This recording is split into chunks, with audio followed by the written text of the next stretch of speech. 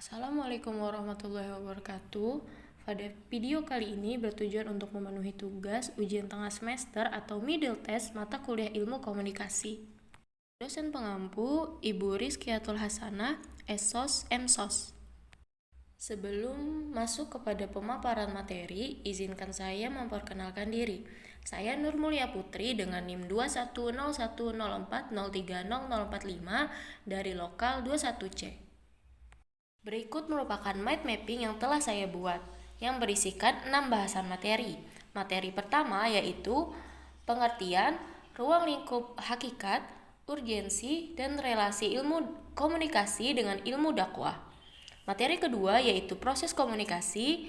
Materi ketiga yaitu sejarah dan perkembangan komunikasi. Materi keempat adalah prinsip komunikasi umum dan prinsip komunikasi Islam. Materi keempat yaitu model-model komunikasi, dan yang terakhir materi keenam yaitu jenis, bidang, dan konteks komunikasi. Masuk kepada bahasan materi yang pertama yaitu pengertian, ruang lingkup hakikat, urgensi, dan relasi ilmu komunikasi dan ilmu dakwah. Pengertian ilmu komunikasi. Komunikasi merupakan kegiatan manusia untuk saling memahami atau mengerti suatu pesan antara komunikator dan komunikan. Biasanya diakhiri dengan suatu hasil yang disebut sebagai efek komunikasi. Komunikasi akan berlangsung selama ada kesamaan makna di dalam suatu yang dipercakapkan atau disampaikan. Komunikasi yang merupakan komunikasi sosial terkait dengan hubungan antar manusia di dalamnya. Carl A. Hovland mengatakan bahwa ilmu komunikasi adalah suatu ilmu yang mempelajari suatu upaya yang sistematis dalam merumuskan secara tegas mengenai asas-asas penyampaian informasi dan pembentukan pendapat serta sikap. Ilmu komunikasi adalah ilmu yang mempelajari tentang berbagai jenis dan tingkatan komunikasi yang berkaitan erat dengan interaksi antar sesama manusia sebagai makhluk sosial. Ruang lingkup hakikat ilmu komunikasi. Ruang lingkup ilmu komunikasi sebagai keterampilan praktis dan bahkan sebagai seni adalah komunikasi insani atau human communication atau komunikasi antar manusia. Effendi dalam bukunya membagi lingkup komunikasi manusia ke dalam 7 lingkup yang diantaranya adalah sebagai berikut. Ruang lingkup pertama adalah ruang lingkup berdasarkan bidang komunikasi, yaitu meliputi komunikasi sosial atau social communication, komunikasi organisasi atau manajemen atau disebut juga dengan management communication, komunikasi bisnis, business communication, komunikasi politik, political communication, komunikasi internasional atau international communication, komunikasi antar budaya atau intercultural communication, komunikasi pembangunan, development communication, komunikasi tradisional atau traditional communication. Ruang lingkup kedua adalah ruang lingkup berdasarkan sifat komunikasi, yang ruang lingkupnya dapat diklasifikasikan pada pertama yaitu komunikasi verbal, meliputi komunikasi lisan dan komunikasi tulisan. Yang kedua yaitu komunikasi nonverbal, meliputi komunikasi kial atau body communication, komunikasi gambar atau pictorial communication. Selanjutnya ada komunikasi tatap muka atau face-to-face communication. Dan yang terakhir, dalam ruang lingkup berdasarkan sifat komunikasi adalah komunikasi bermedia atau mediate communication. Dan ruang lingkup yang ketiga yaitu ruang lingkup yang berdasarkan pada tatanan komunikasi, yang merupakan proses komunikasi ditinjau dari sisi jumlah peserta komunikasi. Tatanan atau konteks komunikasi diklasifikasikan sebagai berikut. Komunikasi pribadi atau personal communication yang meliputi komunikasi intrapribadi dan komunikasi antar pribadi. Ada juga komunikasi kelompok atau group communication, meliputi komunikasi kelompok kecil atau small group communication seperti ceramah, forum diskusi, simposium, diskusi panel, seminar, curah saran, dan komunikasi kelompok besar yaitu large group atau public communication. Selanjutnya ada komunikasi massa yang meliputi komunikasi media cetak, pers, atau print, massa media communication seperti surat kabar dan majalah. Yang terakhir dalam ruang lingkup berdasarkan tataran komunikasi yaitu komunikasi media atau media communication seperti surat, telepon, pamflet, poster, spanduk, dan mungkin media lain yang masih belum disepakati keberadaannya sebagai media massa seperti media sosial Facebook, YouTube, WhatsApp, ataupun Instagram. Lingkup selanjutnya yaitu berdasarkan tujuan komunikasi yang antara lain mengubah sikap atau to change the attitude, mengubah opini atau pendapat ataupun pandangan, to change the opinion, mengubah perilaku, to change the behavior, dan mengubah masyarakat, to change the society. Selanjutnya yaitu ruang lingkup yang berdasarkan fungsi komunikasi. Secara umum, fungsi komunikasi adalah memberi informasi, mendidik, menghibur, dan mempunyai fungsi mempengaruhi. Lingkup yang selanjutnya yaitu berdasarkan teknik komunikasi. Teknik berkaitan erat dengan keterampilan. Komunikasi juga merupakan ilmu praktis dan seni. Teknik komunikasi meliputi komunikasi informatif, informative communication, komunikasi persuasif, persuasive communication, komunikasi pervasif atau lobby, pervasive communication, komunikasi koersif atau mengendalikan dengan kekerasan, komunikasi instruktif, instructive communication, dan hubungan manusiawi atau human relation. Yang terakhir yaitu ruang lingkup berdasarkan metode komunikasi. Metode komunikasi meliputi jurnalisme, baik cetak, elektronik, maupun online, hubungan masyarakat, public relation, periklanan, propaganda, perang urat saraf, perpustakaan, dan lain-lain. Terakhir dalam bahasan materi yang pertama ini yaitu urgensi dan relasi ilmu komunikasi dengan ilmu dakwah. Ilmu komunikasi dan dakwah sangatlah memiliki hubungan yang erat, terutama dalam cara penyampaian pesan dan informasi keagamaan kepada umat manusia. Di dalam konteks dakwah, tentunya proses dakwah sendiri tidak terlepas dari beberapa unsur komunikasi, yakni adanya komunikator, komunikan, informasi, serta media yang dapat digunakan dengan baik. Hal tersebut yang menjadi titik singgung antara kontribusi ilmu komunikasi pada ilmu dakwah. Untuk mencapai keberhasilan dakwah, salah satu unsur pentingnya adalah bagaimana terjalinnya suatu proses komunikasi persuasif, sehingga mad'u bukan hanya mendengar dan menerima pesan yang disampaikan, namun lebih dari itu, bagaimana mad'u mampu menjalankan pesan dakwah yang disampaikan sehingga terjadinya suatu perubahan sikap dalam diri mad'u tersebut. Urgensi ilmu komunikasi dengan ilmu dakwah adalah tanpa ilmu komunikasi, ilmu dakwah dalam pelaksanaannya tidak akan berjalan, dan tanpa ilmu komunikasi, ilmu dakwah dalam pelaksanaannya juga akan sering terjadi miskomunikasi. Kepada materi bahasan yang kedua, yaitu proses komunikasi. Sebelumnya kita mengetahui bahwa komunikasi adalah penyampaian informasi dan pengertian dari seseorang kepada orang lain. Komunikasi akan menjadi lebih baik apabila kedua belah pihak antara pengirim dan penerima dapat saling memahami. Dalam komunikasi juga terdapat tujuan dan fungsinya. Secara singkatnya, tujuan komunikasi adalah untuk menciptakan kesepahaman di antara kedua belah pihak. Adapun fungsi komunikasi adalah sebagai bentuk interaksi dengan orang lain sebagai penyaluran pendapat agar dapat diterima oleh masyarakat luas serta untuk menambah wawasan dan ilmu pengetahuan akan suatu hal.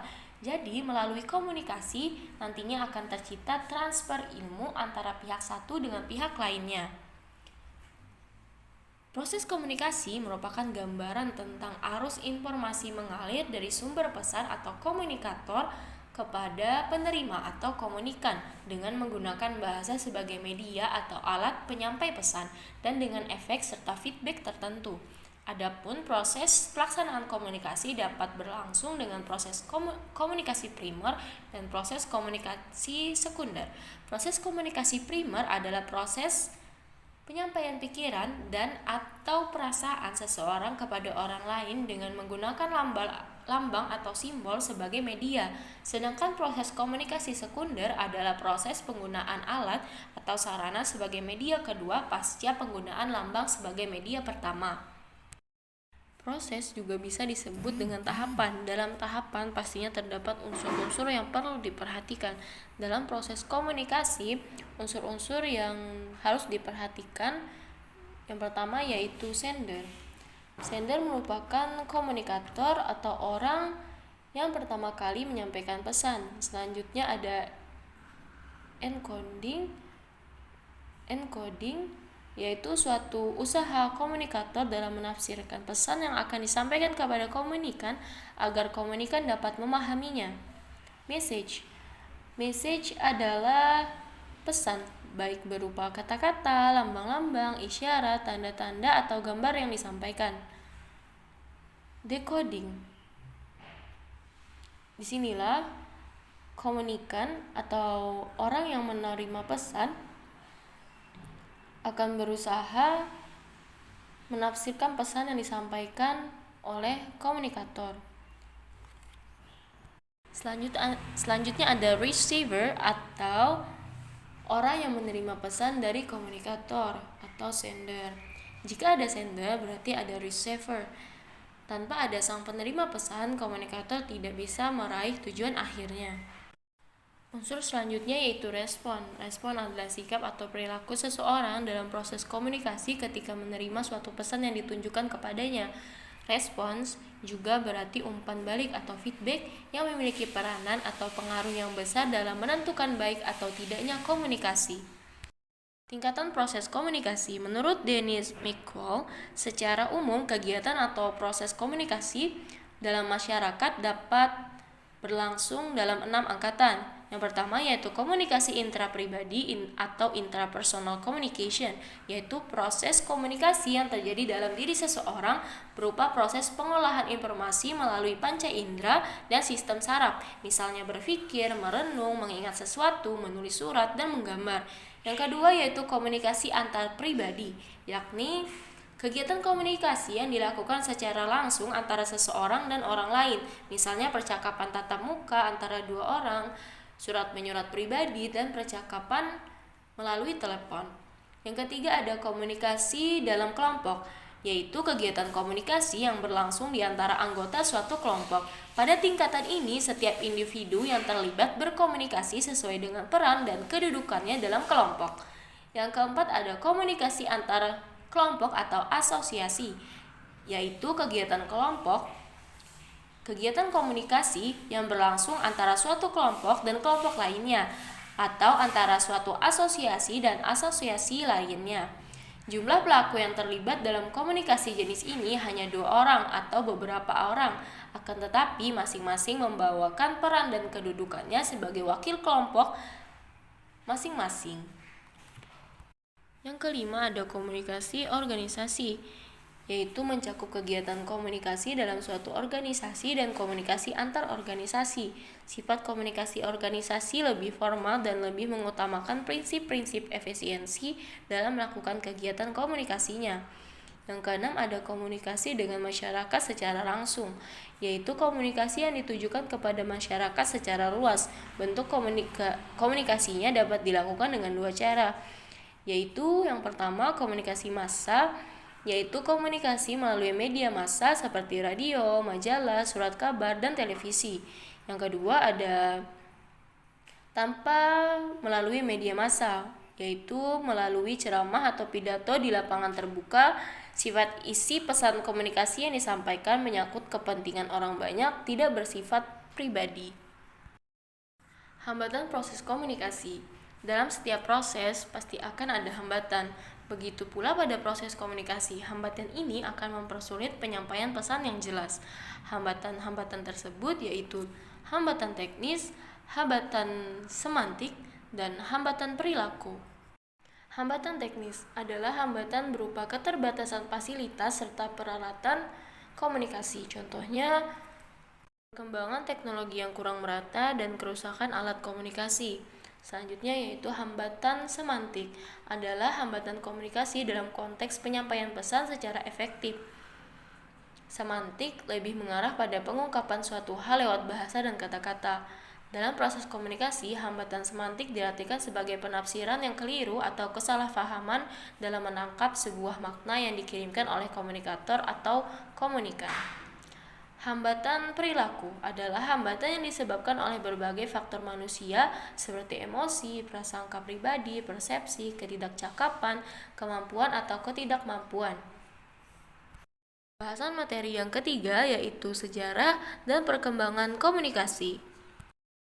Sejarah komunikasi. Pendapat mengatakan bahwa sejarah ilmu komunikasi tumbuh melalui 3 jalur atau jalan, yakni publisistik, jurnalistik, dan retorika.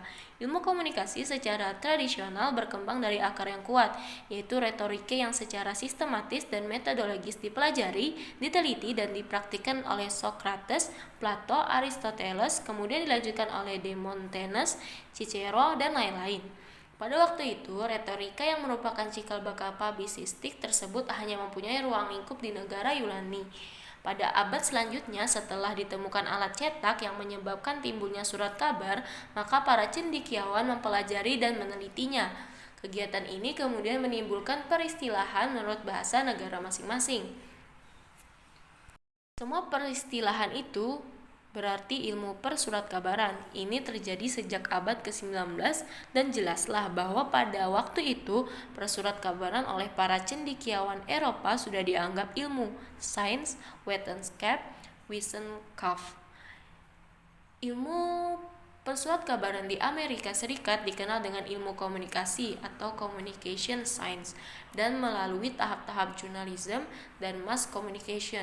Adapun pendapat lain yang mengatakan bahwa ilmu komunikasi juga datang dari tahap lain, yakni speech communication yang di Indonesia dikenal sebagai retorika. Tokoh retorika yang terkenal adalah Aristoteles yang mendefinisikan retorika sebagai semua cara persuasi melalui etos, patos, dan logos.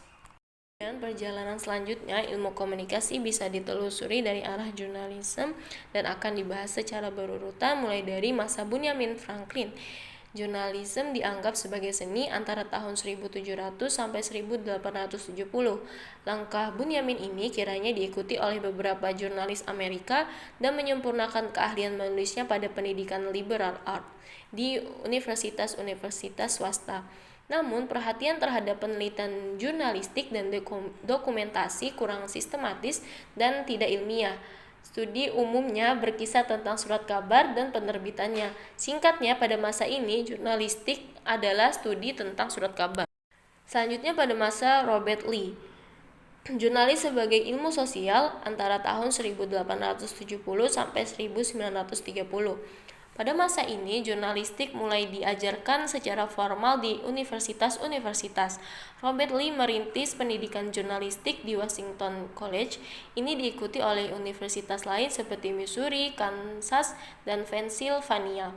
Pada waktu itu, program jurnalistik merupakan bagian dari Departemen Bahasa Inggris yang diajarkan adalah hal-hal teknis sehingga kurang mendapat penghargaan pada bidang akademis. Selanjutnya pada masa Harold D. Laswell, jurnalis menjadi komunikasi massa antara tahun 1930 sampai 1950. Perang dunia mempengaruhi masa ini. Efek propaganda menarik perhatian Laswell, sarjana ilmu politik. Ia kemudian menyusun disertasi tentang teknik pengaruh besar terhadap pembentukan pendapat dan sikap publik. Ia mengajar di Chicago dan meninggalkan murid-murid seperti Herbert Simon dan lain-lain. Sumbangannya yang paling besar pada ilmu komunikasi ialah metodologi. Laswell untuk yang pertama kali menggunakan metode analisis isi untuk penelitian media. Analisisnya tentang struktur dan fungsi komunikasi dalam masyarakat merintis jalan untuk penelitian-penelitian komunikasi selanjutnya. Selanjutnya masa Wilbur Schramm. Komunikasi massa menjadi ilmu komunikasi antara tahun 1950 sampai sekarang. Wilbur adalah sarjana bahasa Inggris yang tertarik pada ilmu komunikasi karena jabatan. Mula-mula ia diserahi tugas untuk membenahi Departemen Komunikasi Massa di Universitas Iowa. Kemudian ia memimpin penelitian komunikasi di Stanford dan akhirnya di West di East West Center. Dia menulis banyak buku dan meneliti berbagai topik. Dia juga membawa komunikasi massa yang syarat dengan sumbangan berbagai disiplin ilmu yang luas. Antara lain merintis penelitian efek media pada pendidikan, pada pembangunan nasional, efek komunikasi satelit, komunikasi pedesaan, dan sebagainya. Ia juga banyak menulis pada majalah atau penerbitan yang dikeluarkan oleh kelompok speech, sehingga dengan demikian mempertemukan jurnalisme dengan speech. Adapun ilmu komunikasi yang berkembang di Indonesia ini bukanlah komunikasi gaya Amerika, bukan pula gaya Jerman, melainkan komunikasi yang sesuai dengan gaya Indonesia. Ilmu komunikasi yang berkembang selanjutnya dianggap lebih luas dari publisistik. Publisistik adalah spesialisasi komunikasi yang bersifat publik, persuasif, dan aktual. Publisistik amat berguna bagi Indonesia dalam pelaksanaan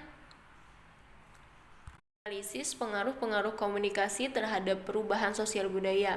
Untuk itu, publisistik harus dipelajari secara bagian utama dari ilmu komunikasi.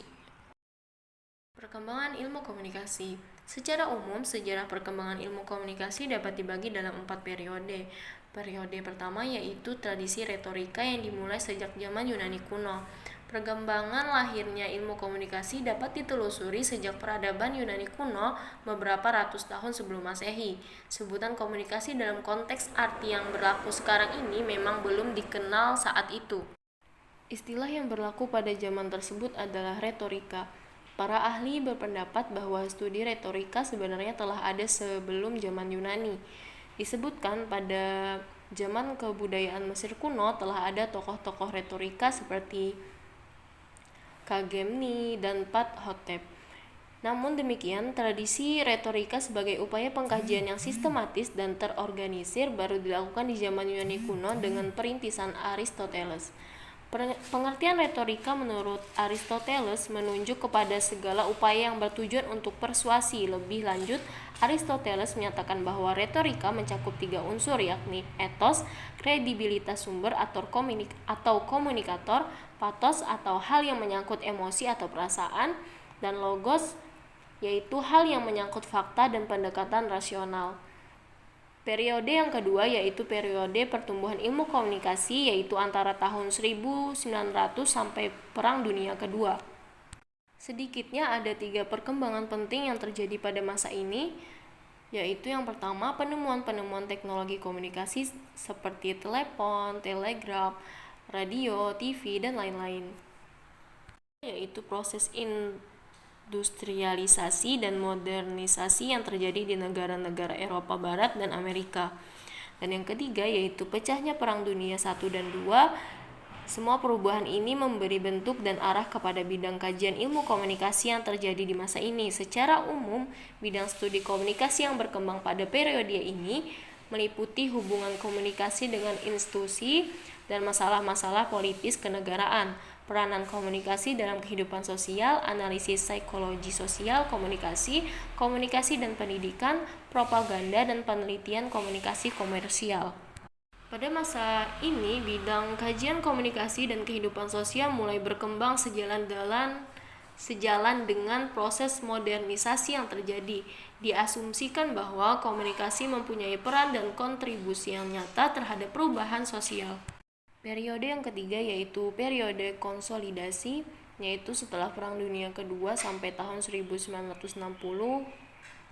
Periode ini disebut dengan periode konsolidasi karena pada masa ini konsolidasi pendekatan ilmu komunikasi sebagai ilmu pengetahuan sosial yang bersifat multidisipliner. Pendekatan yang digunakan ilmu komunikasi berasal dari dan mencakup berbagai ilmu. Mulai terjadi kristalisasi ilmu komunikasi ditandai oleh 3 hal, yaitu adanya adopsi pembendaharaan istilah-istilah yang dipakai secara seragam, munculnya buku-buku dasar yang membahas tentang pengertian dan proses komunikasi, dan adanya konsep-konsep baku tentang dasar-dasar proses komunikasi. Periode yang keempat yaitu periode teknologi komunikasi yang dimulai dari tahun 1960-an sampai sekarang. Sejak tahun 1960, perkembangan ilmu komunikasi semakin kompleks dan mengarah pada spesialisasi. Menurut Rogers, perkembangan studi komunikasi sebagai suatu disiplin telah mulai memasuki periode take-off atau tinggal landas. Sejak tahun 1950, secara institusional, kepesatan perkembangan ilmu komunikasi pada masa sekarang ini antara lain tercermin dalam beberapa indikator, yakni sebagai berikut. A. Jumlah universitas yang menyelenggarakan program pendidikan komunikasi semakin banyak dan tidak hanya terbatas di negara maju seperti Amerika Serikat, tetapi juga di negara-negara berkembang di Asia. Yang kedua yaitu asosiasi-asosiasi profesional di bidang ilmu komunikasi juga semakin banyak, tidak hanya dalam jumlahnya, tetapi juga cakupan keanggotaannya yang regional dan internasional. Yang ketiga yaitu semakin banyaknya pusat-pusat penelitian dan pengembangan komunikasi, yang ini tercermin dengan semakin banyaknya literatur komunikasi seperti buku-buku, jurnal-jurnal, dan lain-lain. Semakin beragamnya bidang-bidang studi spesialisasi komunikasi, serta semakin banyaknya teori-teori dan model-model tentang komunikasi yang dihasilkan para ahli. Periode masa sekarang juga disebut sebagai periode teknologi komunikasi dan informasi yang ditandai oleh beberapa faktor, antara lain sebagai berikut. Yang pertama yaitu kemajuan teknologi komunikasi dan informasi seperti komputer, TV kabel, parabola, satelit komunikasi. Yang kedua, tumbuhnya industri media yang kegunaannya tidak hanya nasional, tetapi juga regional dan global. Yang ketiga, ketergantungan terhadap situasi ekonomi dan politik global atau internasional. Yang keempat, semakin gencarnya kegiatan pembangunan ekonomi di seluruh negara. Dan yang kelima, semakin meluasnya proses demokratisasi atau liberalisasi ekonomi dan politik. Dengan demikian, ilmu komunikasi pada saat sekarang sangat dibutuhkan karena dengan mempelajari ilmu komunikasi akan memberi wawasan yang lebih luas tentang kemajuan-kemajuan teknologi yang ada, dan penyempurnaan perkembangannya adalah ditandai dengan timbulnya alat-alat media massa dan media nirmasa. Hal-hal yang mempengaruhi komunikasi yaitu bidang transportasi. Pada zaman dahulu, kendaraan yang digunakan untuk membawa orang-orang menuju ke suatu tempat adalah kendaraan kuda, onta, dan lain-lain. Revolusi di Inggris pada abad ke-19 merupakan tingkatan sejarah yang sangat besar pengaruhnya dalam membawa perkembangan di bidang transportasi. Penemuan-penemuan lokomotif oleh George Stephenson dan kapal terbang oleh Zeppelin misalnya membawa akibat jarak jauh dapat ditempuh dalam beberapa waktu saja. Ada bidang penduduk. Pada zaman dahulu, masalah penduduk itu jarang berkembang karena disebabkan peperangan atau bencana alam atau sulitnya mendapatkan obat-obatan untuk menyembuhkan penyakit yang melanda masyarakat, sehingga dapat menyebabkan kematian. Di samping itu, terdapat kesulitan berkomunikasi untuk mendapatkan dokter. Pada masa sekarang, terdapat banyak dokter yang siap membantu dengan obat-obatan yang sudah diuji keefektifannya, sehingga jumlah masyarakat berkembang dengan jumlah pesat. Kemudian melihat terlalu pesatnya perkembangan penduduk tersebut, maka pemerintah berusaha untuk menurunkannya dengan memasyarakatkan keluarga berencana atau KB. Hal yang mempengaruhi komunikasi selanjutnya yaitu bidang energi. Sebelum revolusi, bahan bakar hanya semata-mata kayu, sehingga memerlukan tenaga dan waktu yang lama untuk mendapatkan kayu dapat merusak pohon-pohon. Sekarang sudah ditemukan minyak tanah, kompor gas, listrik, dan lain-lain yang memberikan kemudahan bagi masyarakat untuk memasak kebutuhannya sehari-hari. Yang terakhir yaitu bidang teknologi. Revolusi dunia telah mencatat bahwa bidang teknologi pun telah pula mengalami kemajuan-kemajuannya dengan pesat, seperti bidang ilmu lainnya. Dengan perkembangan dunia, teknologi ini membawa akibat pula bagi kemajuan-kemajuan di bidang komunikasi. Dalam hubungan ini berarti pula bahwa dilakukannya pengoperan message atau pesan antara sesama manusia, sebagai contoh adanya telepon dan handphone yang membuat seseorang semakin mudah menyampaikan pesan dengan cepat dan tepat sehingga tidak perlu menunggu lama dalam mendapatkan jawaban. Materi yang keempat yaitu prinsip komunikasi umum dan prinsip komunikasi Islam. Komunikasi umum yaitu menyampaikan pesan dari komunikator ke komunikan. Prinsip komunikasi adalah penjabaran lebih jauh dari hakikat atau definisi komunikasi. Penjelasan ini diperlukan untuk lebih memahami karakter dan asumsi dalam komunikasi. Prinsip komunikasi diantaranya yang pertama yaitu komunikasi adalah proses simbolik komunikasi. Yang kedua, setiap perilaku mempunyai potensi komunikasi. Yang ketiga, komunikasi punya dimensi isi dan hubungan dimensi isi. Keempat, komunikasi berlangsung. Kelima, komunikasi terjadi dalam konteks ruang dan waktu. Keenam, melibatkan prediksi peserta komunikasi. Ketujuh, komunikasi bersifat sistemik. Kedelapan, pengaruh latar belakang sosial budaya. Kesembilan, komunikasi bersifat non-sekuensial.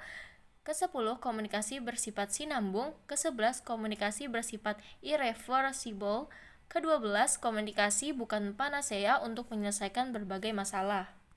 Prinsip komunikasi Islam. Dalam berkomunikasi, Islam juga memiliki prinsip-prinsip dasar yang perlu diperhatikan, sehingga komunikasi yang dilakukan dapat berjalan sesuai dengan apa yang diharapkan dan tidak menimbulkan rasa kekecewaan atau rasa iri hati. Prinsip komunikasi Islam yakni menyampaikan pesan amal ma'ruf nahi mungkar dari komunikator ke komunikan. Prinsip komunikasi Islam yang pertama yaitu prinsip ikhlas, yang kedua prinsip kejujuran, yang ketiga prinsip privasi, yang keempat prinsip selektivitas dan validitas, yang kelima prinsip pahala dan dosa, yang keenam prinsip pengawasan, dan yang ketujuh yaitu prinsip saling mempengaruhi. Selanjutnya, Jalaluddin Rahmat menyimpulkan 6 prinsip komunikasi yang didapat dari Al-Quran, yaitu yang pertama, qaulan sadidan. Qaulan sadidan maksudnya pembicaraan yang benar, jujur, lurus, tidak bohong, tidak berbelit-belit. Berbicara bukan saja harus benar, tetapi juga tepat sasaran, waktu, tempat, serta tepat juga redaksinya lagi sesuai dengan mitra bicara.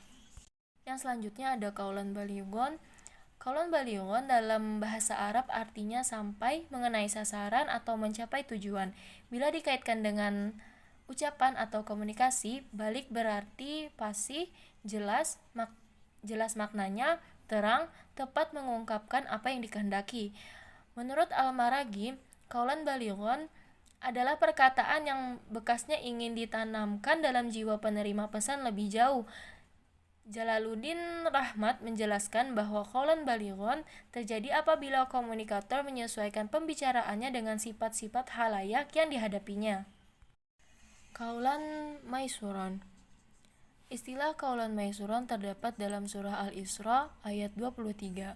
Menurut Ilahi, qaulan maisuran yang secara terminologi berarti mudah harus digunakan untuk menyampaikan pesan dakwah dengan menggunakan bahasa yang ringan, sederhana, pantas, atau yang mudah diterima oleh mad'u secara spontan tanpa harus melalui pemikiran yang berat.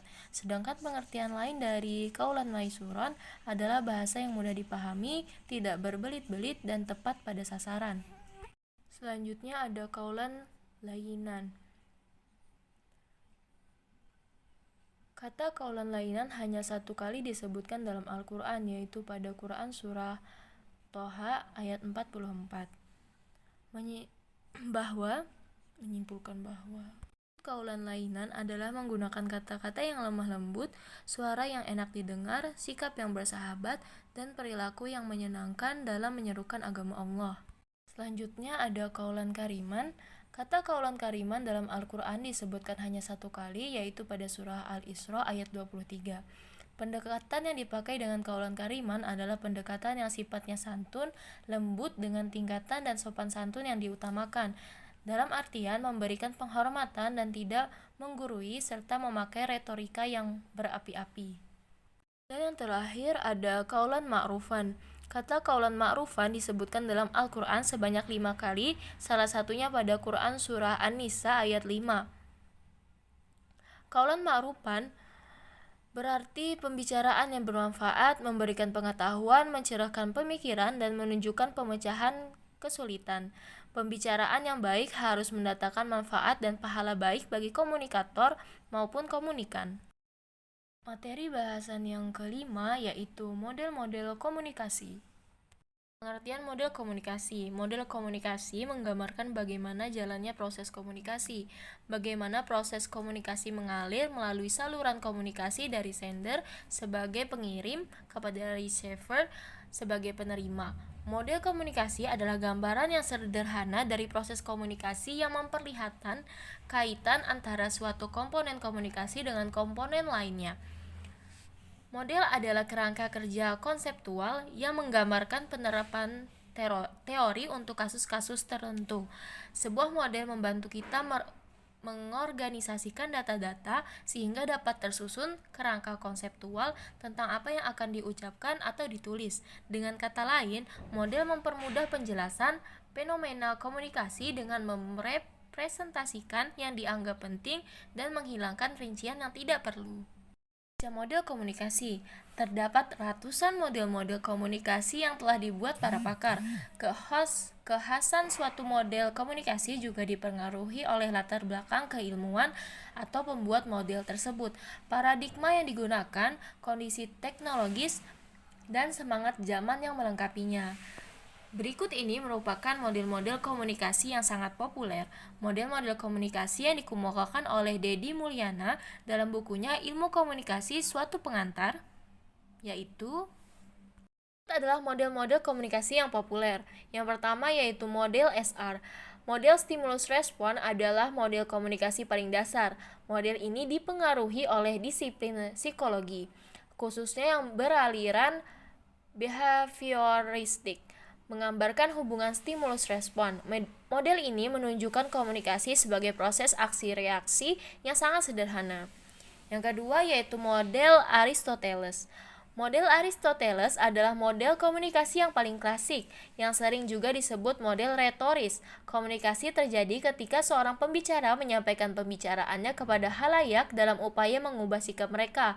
Tepatnya, ia mengemukakan 3 unsur dasar proses komunikasi, yaitu pembicara atau speaker, pesan atau message, dan pendengar atau listener.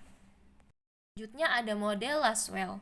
Model komunikasi Laswell berupa ungkapan verbal, yakni who, say what, in which channel, to whom, with what effect.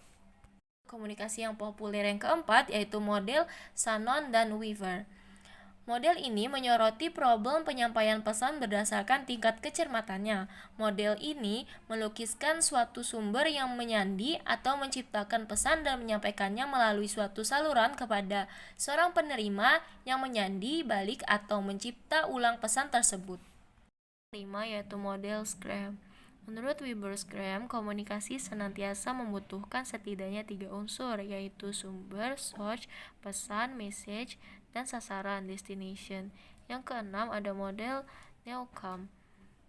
Dalam model Newcomb, komunikasi adalah cara lazim dan efektif yang memungkinkan orang-orang mengorientasikan diri terhadap lingkungan mereka. Ini adalah suatu model tindakan komunikatif 2 orang yang disengaja. Dan yang terakhir dalam model-model komunikasi yang populer yaitu model Berlo. Model ini tidak terbatas pada komunikasi publik atau komunikasi massa, namun juga komunikasi antar pribadi dan berbagai bentuk komunikasi tertulis. Dan manfaat model-model komunikasi. Fungsi model komunikasi, model memberikan teoretika suatu struktur untuk menguji temuan tentunya dalam dunia nyata. Gordon Wiseman dan Larry Barker mengemukakan fungsi model komunikasi yaitu pertama, melukiskan proses komunikasi, yang kedua, menunjukkan hubungan visual, dan yang ketiga, membantu dalam menemukan dan memperbaiki kemacetan komunikasi. Di bahasan yang keenam yaitu jenis, bidang, dan konteks komunikasi. Jenis komunikasi. Ada beberapa jenis komunikasi yang masing-masing kurang lebih memiliki tujuan yang sama, yaitu menyampaikan suatu informasi. Berikut adalah jenis-jenis komunikasi dan penjelasannya. Yang pertama yaitu komunikasi verbal. Komunikasi verbal merupakan komunikasi yang digunakan dengan menggunakan simbol-simbol verbal serta menggunakan kata dari satu maupun lebih bahasa. Komunikasi verbal tidak hanya berupa lisan saja, namun meliputi pula komunikasi lisan serta komunikasi tertulis. Contoh dari komunikasi verbal lisan adalah ketika dua orang atau lebih melakukan interaksi berupa berbincang-bincang dengan menggunakan perantara atau media komunikasi seperti media komunikasi seluler dan lainnya. Berikutnya yaitu komunikasi nonverbal. Komunikasi nonverbal ialah komunikasi yang dilakukan dengan cara menggunakan pesan nonverbal untuk menyampaikan suatu informasi.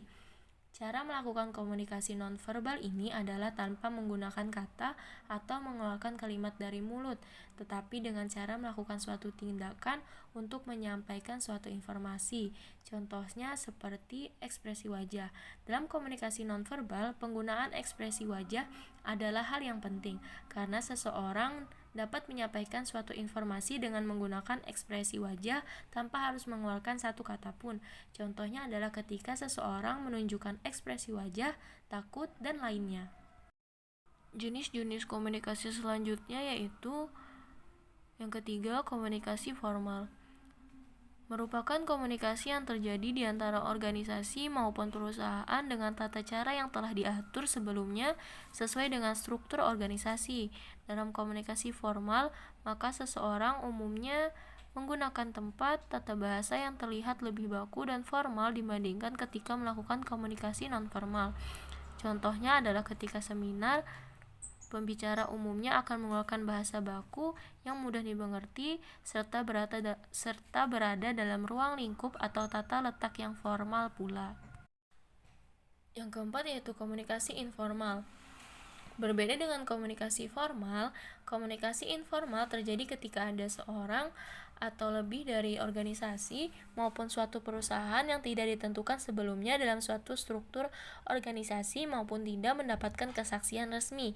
Apabila komunikasi informal terjadi, kemungkinan besar tidak akan mempengaruhi kepentingan dari suatu organisasi maupun perusahaan tersebut. Contohnya seperti desas-desus, gosip, maupun kabar burung. Jenis-jenis komunikasi yang selanjutnya yaitu komunikasi nonformal. Komunikasi nonformal adalah ketika komunikasi terjadi di antara komunikasi yang memiliki sifat formal serta informal, yaitu ketika komunikasi tersebut berhubungan dengan pelaksanaan suatu tugas maupun pekerjaan dari organisasi serta perusahaan dengan kegiatan yang sifatnya adalah pribadi dari anggota dari organisasi atau perusahaan tersebut. Contohnya adalah ulang tahun perusahaan, ulang tahun organisasi, dan lain sebagainya. Yang keenam yaitu komunikasi langsung. Komunikasi langsung yang dapat diartikan sebagai suatu proses komunikasi yang dilakukan secara langsung tanpa adanya bantuan dari perantara pihak ketiga maupun media komunikasi yang ada serta tidak dibatasi oleh jarak. Contohnya ketika seorang bertemu di suatu tempat dan melakukan komunikasi. 7 yaitu komunikasi tidak langsung. Komunikasi tidak langsung adalah kebalikan dari komunikasi langsung, yaitu proses komunikasi terjadi atau dilaksanakan dengan adanya bantuan dari pihak ketiga maupun alat sebagai media komunikasi. Contohnya adalah komunikasi dengan menggunakan telepon seluler melalui platform media sosial maupun platform untuk chat lainnya. 8. Komunikasi berdasarkan maksudnya dibedakan menjadi 4 yaitu pidato, memberi ceramah, wawancara, serta memberikan perintah atau tugas. Dari keempat bentuk jenis komunikasi berdasarkan maksudnya tersebut, maka dapat diketahui bahwa inisiatif dari komunikator menjadi penentu. 9 yaitu komunikasi internal. Komunikasi internal dapat dibedakan menjadi 3 bentuk, yaitu komunikasi vertikal, komunikasi horizontal, serta komunikasi diagonal. Komunikasi vertikal terjadi dalam suatu bentuk komunikasi antara pemimpin kepada para anggotanya. Komunikasi horizontal dapat terjadi ketika ruang lingkup organisasi maupun perusahaan di antara orang yang memiliki kedudukan sejajar. Contohnya adalah komunikasi antar karyawan, komunikasi antar siswa, komunikasi antar guru, dan lain sebagainya. Komunikasi diagonal adalah komunikasi yang dapat terjadi dalam ruang lingkup organisasi maupun perusahaan di antara orang yang memiliki suatu kedudukan berbeda pada posisi yang tidak sejalur atau vertikal. Contohnya adalah ketika ada karyawan dari divisi kreatif maupun divisi teknik di suatu perusahaan melakukan komunikasi. Selanjutnya yang ke-10 yaitu komunikasi eksternal. Komunikasi eksternal adalah komunikasi yang terjadi di antara organisasi maupun perusahaan dengan beberapa pihak dari masyarakat yang berada di luar organisasi maupun perusahaan tersebut. Komunikasi eksternal dapat berbentuk konferensi pers, pameran, eksposisi, promosi, siaran radio, siaran televisi, bakti sosial, dan lain sebagainya. 11. Komunikasi berdasarkan jumlah komunikan atau komunikator. Ada dua, yaitu komunikasi perseorangan, merupakan komunikasi yang dapat terjadi dengan cara perseorangan maupun individu dengan pribadi lainnya mengenai persoalan yang sifatnya pribadi. Yang kedua yaitu komunikasi kelompok, merupakan komunikasi yang dapat terjadi pada suatu kelompok mengenai suatu persoalan yang menyangkut kepentingan dan kelompok tersebut. 12. Komunikasi berdasarkan peranan individu. Peranan individu memiliki peran penting dalam proses komunikasi, yaitu A. Komunikasi antar individu dengan individu lain, B. Komunikasi antar individu dengan cakupan lingkungan yang luas, C. Komunikasi antar individu dengan suatu kelompok atau lebih. Komunikasi jaringan kerja. Komunikasi jaringan kerja dapat terjadi di dalam suatu perusahaan maupun organisasi. Komunikasi jenis ini dapat terlaksana sesuai dengan sistem yang telah ditetapkan dalam jaringan kerja tersebut. 14. Komunikasi ajaran informasi. Jenis komunikasi ajaran informasi dapat dibedakan menjadi beberapa bentuk. A. Komunikasi satu arah, merupakan suatu komunikasi yang hanya berjalan dari satu pihak saja atau dapat disebut pula dengan one-way communication. B. Komunikasi dua arah adalah komunikasi yang memiliki sifat timbal balik antar komunikan dengan komunikator. Jenis komunikasi ini dapat disebut pula dengan two-way communication. C. Komunikasi ke arah atas adalah komunikasi yang dapat terjadi pada atasan dengan bawahan dalam suatu organisasi maupun perusahaan. D. Komunikasi ke arah samping merupakan komunikasi yang dapat terjadi di antara orang-orang yang memiliki kedudukan sejajar. Contohnya komunikasi yang terjadi di antara sesama karyawan, sesama murid, sesama guru, dan lainnya yang tidak memiliki jenjang horizontal. 15. Komunikasi visual. Jenis komunikasi yang terakhir adalah komunikasi visual. Jenis komunikasi ini merupakan suatu proses komunikasi nonverbal yang menggunakan visual untuk menyampaikan pesan maupun informasi, seperti gaya rambut, gaya make up, bahkan hingga gaya berpakaian. Sama halnya dengan komunikasi nonverbal, komunikasi visual ini dilakukan tanpa mengeluarkan sepatah kata atau kalimat pun. Bidang komunikasi. Maksud dari bidang di sini adalah aspek bidang kehidupan manusia itu sendiri, di mana di antara aspek kehidupan manusia berbeda antara bidang satu dengan bidang lainnya. Bidang-bidang komunikasi tersebut mencakup beberapa jenis komunikasi berikut. Pertama yaitu komunikasi sosial. Komunikasi sosial diartikan sebagai suatu proses interaksi di mana seseorang atau suatu lembaga menyampaikan amanat kepada pihak lain agar pihak lain dapat menangkap maksud yang dikehendaki penyampainya baik secara verbal maupun nonverbal. Komunikasi organisasional atau manajemen. Tujuan utama komunikasi dalam lingkup organisasi adalah memajukan dan mengembangkan organisasi yang ditafsirkan sebagai upaya yang dilakukan untuk mencakup tujuan-tujuan manajemen. Komunikasi bisnis. Komunikasi bisnis adalah proses pertukaran informasi untuk mencapai efektivitas dan efisiensi di berbagai kegiatan internal organisasi bisnis. Seperti komunikasi pada umumnya, dalam kegiatan komunikasi bisnis, pesan yang disampaikan tidak hanya bersifat informatif, tetapi juga bersifat persuasif. Yang keempat yaitu komunikasi politik. Komunikasi politik adalah setiap jenis penyampaian pesan, khususnya bermuatan informasi politik dari suatu sumber kepada sejumlah penerima pesan. Komunikasi politik melibatkan pesan-pesan politik dan aktor-aktor politik atau berkaitan dengan kekuasaan, pemerintahan, dan kebijakan pemerintah. 5 yaitu komunikasi internasional. Komunikasi internasional merupakan komunikasi yang dilakukan antara komunikator yang mewakili suatu negara untuk menyampaikan pesan-pesan yang berkaitan dengan berbagai kepentingan negaranya kepada komunikan yang mewakili negara lain dengan tujuan untuk memperoleh dukungan yang lebih luas. Komunikasi antar budaya. Komunikasi antar budaya adalah komunikasi antara orang-orang yang berbeda budaya. Kebudayaan adalah cara hidup yang berkembang dan dianut oleh sekelompok orang serta berlangsung dari generasi ke generasi. Yang ketujuh yaitu komunikasi pembangunan.